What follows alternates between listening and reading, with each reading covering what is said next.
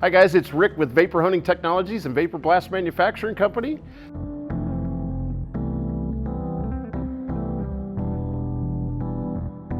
Today we're going to work on cleaning this carburetor holder in the Hydro Blast.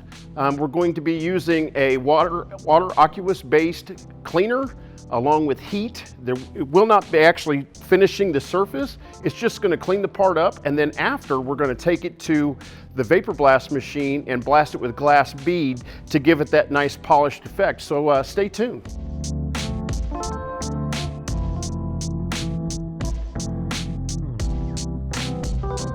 Well guys, here's the finished product.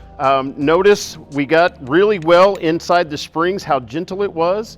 No harm or damage done to it, but it cleaned that rust right up, made the part look like brand new after only about 2 minutes worth of blasting.